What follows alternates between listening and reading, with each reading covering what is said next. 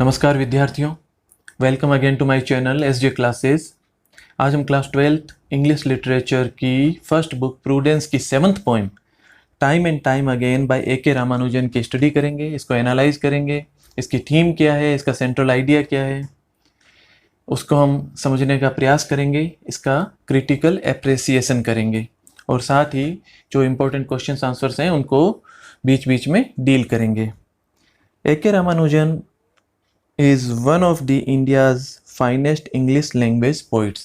ये भारत के अंग्रेजी भाषा में सबसे अच्छे कवियों में से एक हैं और पोइट होने के साथ साथ में ये एक वेल नोन ट्रांसलेटर यानी अनुवादक, फोकलोरिस्ट यानी लोक कथाओं के अध्येता और फिलोलॉजिस्ट अर्थात भाषा विज्ञानी रहे हैं। और इनकी पोइम्स जो हैं द कलेक्टेड पोइम्स जो 1995 में प्रकाशित हुई थी और उनके लिए इन्हें साहित्य अकादमी अवार्ड पोस्ट्यूमसली यानी इनके मरणोपरांत दिया गया, पद्मश्री से ये सम्मानित हैं। इनकी ये कविता जो आपके कोर्स में सम्मिलित है टाइम एंड टाइम अगेन, ये पोइम जो है describes the theory of differences among religions through the symbol of clock towers.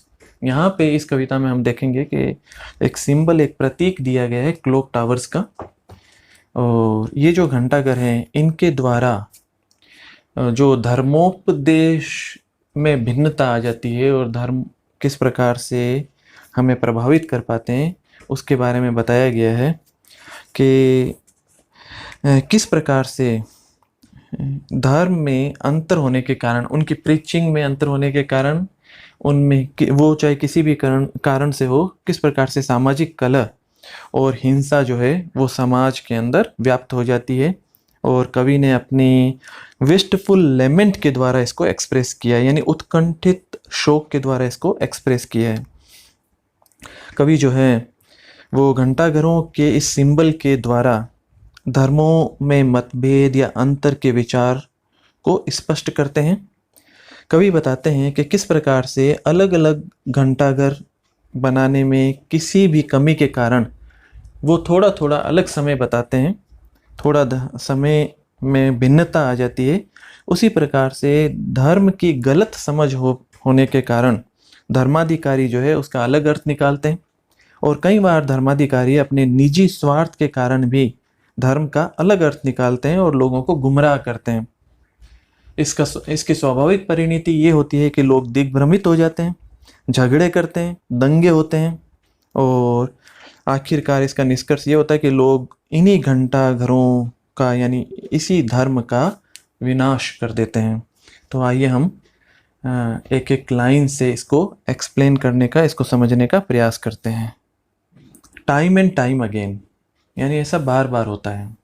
क्या चीज़ बार बार होती है, दुनिया किन चीज़ों से बार बार प्रभावित होती है, ये हम आगामी पंक्तियों में देखते हैं। और listen to the clock towers of any old well managed city. कवि कहते हैं कि आप घंटाघरों की आवाज़ को सुनिए। लिसन का मतलब सुनना, क्लॉक टावर्स यानी घंटाघर। पुराने जो शहर हैं वहाँ आप जाइए, आपको वहाँ घंटाघर नज़र आ जाएंगे। प्राचीन समय में, पुराने समय में समय के बारे में जानकारी प्राप्त करने के लिए, लोगों को समय की सूचना देने के लिए घंटाघरों का प्रयोग किया जाता था। तो लेखक कहते हैं कि आप इन घंटाघरों को सुनिए। Of any old well managed city, किसी पुरानी सुव्यवस्थित सिटी में जाकर, किसी पुराने सुव्यवस्थित शहर में जाकर आप इनकी आवाज़ सुन सकते हैं। Beating their gongs round the clock. जो राउंड द क्लॉक का मतलब 24 घंटे हमेशा, तो वहाँ पे समय का संधारण किया जाता है। और राउंड द क्लॉक यानी 24 घंटे बीटिंग देयर गोंग्स, वो उनके घंटे जो हैं, घड़ियाल जो हैं वो बजाए जाते हैं। हर आधे घंटे बाद, हर घंटे भर बाद उनको बजाकर और जनता को सूचना दी जाती है कि टाइम क्या हो गया है। Each slightly of the others time. लेकिन लेखक कहते हैं कि हर एक जो घंटाघर है, हर एक जो घड़ियाल है वो स्लाइटली ऑफ है अदर्स टाइम, दूसरे के समय से। यानी समय जो है वो एकदम निश्चिंत समय इन घंटाघरों द्वारा नहीं बताया जा रहा है। हर एक जो है स्लाइटली ऑफ है, कोई थोड़ा आगे चल रहा है, कोई थोड़ा पीछे चल रहा है, यानी समय में थोड़ा सा अंतर है। जो समय सही बताया जाना चाहिए था वो समय सही नहीं है। डीपर और lighter in its bronze, beating out a different sequence each half hour. अब इसके कारण लेखक बताते हैं, कवि यहाँ बताते हैं कि किस कारण से ये टाइम में डिफरेंस पैदा हो रहा है, किस कारण से सभी जो घंटाघर हैं वो एक समय पे, जो इनके गोंग्स हैं वो एक साथ क्यों नहीं बज रहे हैं। इसका कारण बताते हुए लेखक कहते हैं कि डीपर और लाइटर इन इट्स ब्रोंज, पहले तो जिस धातु से ये बने हुए हैं, जिस ब्रोंज से, एक मिश्र धातु होती है ब्रोंज, कांसा, तो वो कई बार थोड़ा भारी हो जाता है, कई बार हल्का हो जाता है, तो धातु में अंतर होने से भी ये समय आगे पीछे हो जाता है, पहला कारण। Beating out a different sequence each half our, और हर एक आधे घंटे बाद में इनकी सीक्वेंस में, इसके क्रम में थोड़ा सा परिवर्तन हो जाता है और उसके कारण भी समय में अंतर पैदा हो जाता है। Out of the accidents of alloy, और अलॉय में किसी कारण से, एक्सीडेंट का यहाँ मतलब हो गया कि जिस धातु से ये घंटे बनाए गए हैं, जिस अलॉय से, जिन मिश्र धातुओं से ये बनाए गए हैं, उसके अंदर थोड़ा सा कोई कमी रह जाना, कुछ किसी वजह से इसमें, इसीलिए इसको एक्सीडेंट से इन्होंने शो किया है। Out of the accidents of alloy, A makers shaking hand in Switzerland, या हो सकता है किसी मेकर्स का जो निर्माता है उसका हाथ उस समय शेक करता हुआ रह गया है, उसका हाथ में थोड़ा सा कांप गया, कांपने से जिस प्रकार का ये उपकरण बनना चाहिए था वैसा नहीं बना, तो ये घड़ी में हल्का सा अंतर आ गया।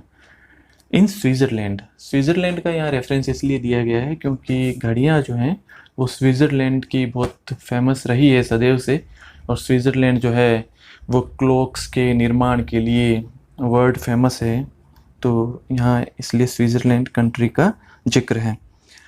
और the mutual distances commemorating a donor's whim, और एक कारण फिर यहाँ पे कवि देते हुए बताते हैं ए के रामानुजन कि या म्यूचुअल डिस्टेंसेस यानी आपसी अंतर, कमेमोरेटिंग ए डोनर्स विम, एक जो डोनर है, जो दानदाता है, उसकी सनक को समर्पित करते हुए, उसकी यादों को समर्पित करते हुए जानबूझ के अंतर पैदा कर दिया गया। अब हम इसको, इस सिंबल को यहाँ से उठा के और धर्मोपदेश में ले जाते हैं सीधा। यहाँ क्लॉक टावर जो है, आप ऐसा समझिए कि जिस प्रकार क्लॉक टावर जो है वो समय बताने का काम करते हैं, उसी प्रकार से धर्मोपदेशक धर्म का उपदेश देते हैं और धर्म के बारे में उनको सही जानकारी दी जानी चाहिए। लेकिन यहाँ लेखक कहना चाहते हैं, क्लॉक टावर यहाँ सिंबल है धर्मोपदेश के, लेकिन लेखक कहना चाहते हैं कि धर्मोपदेश, धर्माधिकारी जो हैं वो जो धर्मोपदेश दे रहे हैं उनमें अंतर है। उनको जो सही धर्म बताया जाना चाहिए था, धर्म वो है जो विश्व में प्रेम और शांति और भाईचारा बढ़ाए, लेकिन वो अपने निजी स्वार्थों के कारण, उसके अंदर कोई टेक्निकल कमी रह जाने के कारण, या धर्मोपदेशकों को स्वयं को जितना समझ में आया है उतना ही वो आगे बता पाए उस कारण से, या उनके निजी स्वार्थों के कारण वो जो है इसको स्लाइटली डिफ्रेंशिएट कर देते हैं, कुछ थोड़ा सा अलग कर देते हैं, और उस अलग करने से इसकी मूल भावना में अंतर पैदा हो जाता है। तो यहाँ ये क्लॉक टावर जो है सिंबॉलिक है, उसको हम इस अर्थ में लें। यहाँ डोनर्स विम को थोड़ा सा समझिए, यानी दानदाता की सनक। यहाँ दानदाता है वो धर्मोपदेशक है, वो दान कर रहे हैं अपने उपदेश का, धर्म की प्रीचिंग कर रहे हैं, लेकिन वो अपनी सनक के कारण या उसको अपने स्वयं को उत्कृष्ट दिखाने के लिए, स्वयं को अलग दिखाने के लिए उसमें कोई नई चीज़ जोड़ देते हैं जो उसके मूल सिद्धांतों से उसको परे हटा देती है और उस धर्म को विदूषित कर देती है, प्रदूषित कर देती है। आगे देखिए, the perennial feuds and seasonal alliance of Hindu, Christian and Muslim cut off sometimes by a change of wind, a change of mind or a siren between the pieces of a backstreet quarrel। perennial feuds यानी लगातार सतत होने वाली कलह, सतत होने वाले झगड़े, एंड सीजनल अलायंस यानी मौसमी गठबंधन, कम समय के लिए होने वाले गठबंधन, of Hindu Christian and Muslim, Hindu Christian और मुस्लिमों के बीच में। कवि कहता है कि अलग अलग धर्मावलंबियों के बीच में एक सतत कलह चलती रहती है और बीच बीच में थोड़े समय के लिए इनके बीच में गठबंधन होते हैं, एक शांति का माहौल होता है। आगे कवि कहते हैं cut off sometimes by a change of wind, a change of mind और a siren between the pieces of a back street quarrel. और कई बार ये झगड़े जो हैं ये कट ऑफ हो जाते हैं, बीच में रुक जाते हैं, किस कारण से?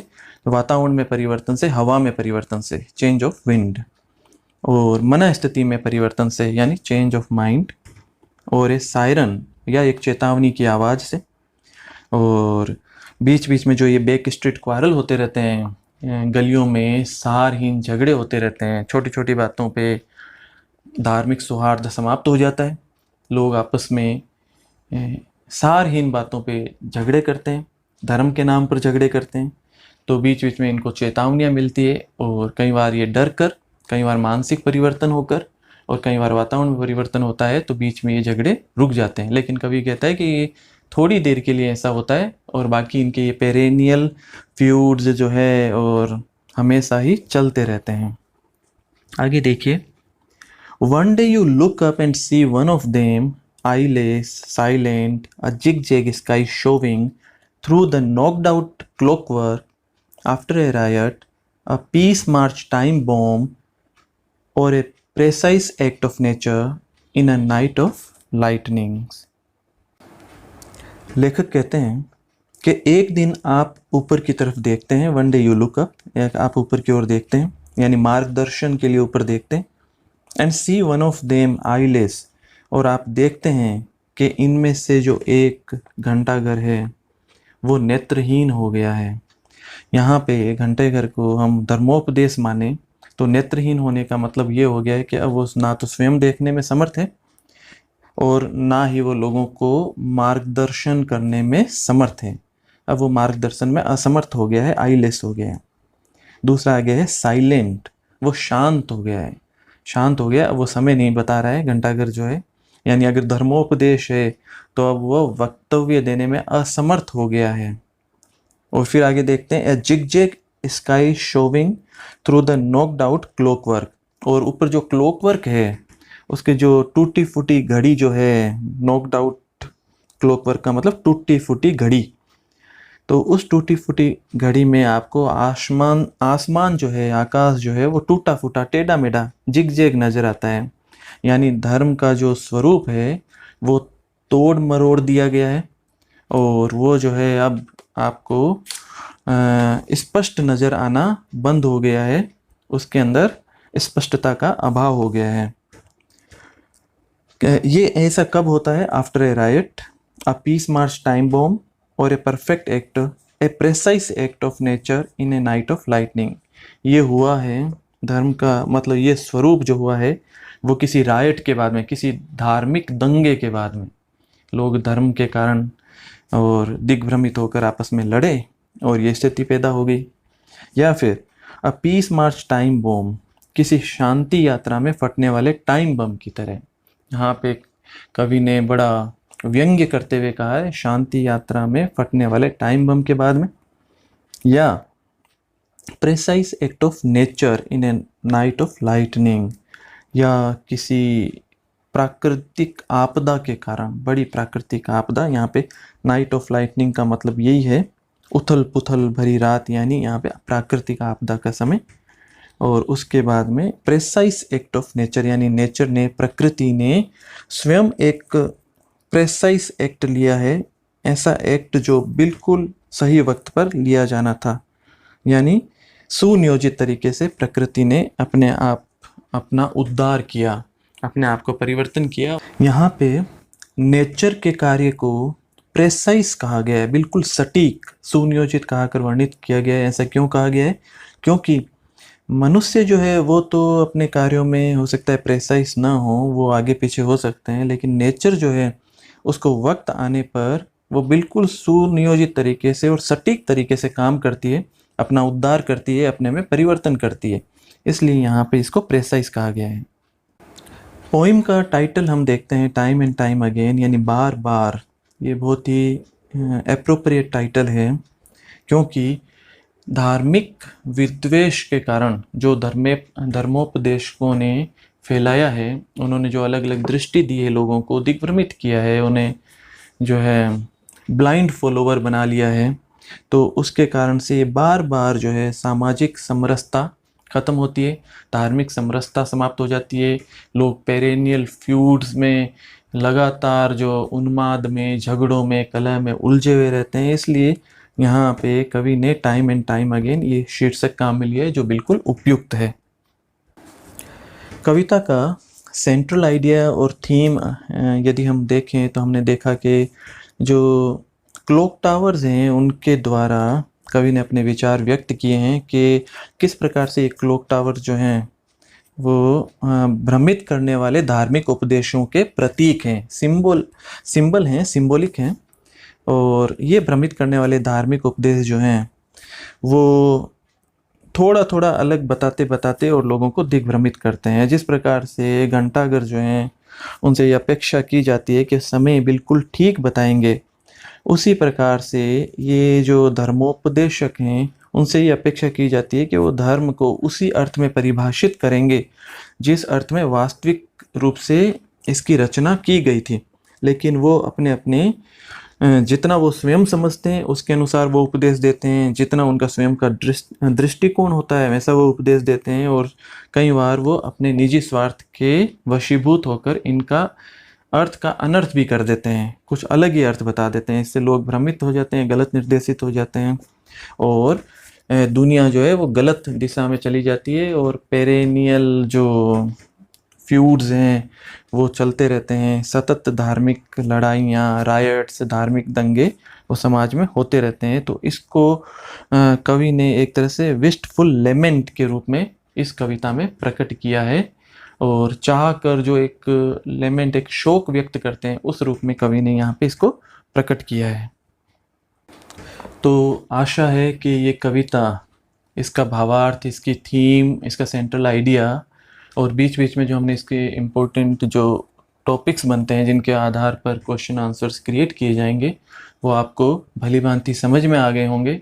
अगर इस समझ में और आपकी कोई क्वारी है और कोई आप और इस संबंध में पूछना चाहते हैं तो आप अपने कमेंट्स जो हैं, अपने जो प्रश्न हैं वो कमेंट बॉक्स में ज़रूर लिखें। और अगर आपको वीडियो पसंद आया है तो इसे लाइक ज़रूर करें। और क्योंकि ये फ्री ऑनलाइन शिक्षा है और जिन विद्यार्थियों को इसकी आवश्यकता है तो उनके साथ में इसको साझा करें, इसे शेयर करें ताकि ज़्यादा से ज़्यादा नीडी स्टूडेंट्स इसका लाभ उठा पाएँ। और अभी तक आपने हमारे इस चैनल को सब्सक्राइब नहीं किया है तो सब्सक्राइब ज़रूर करें।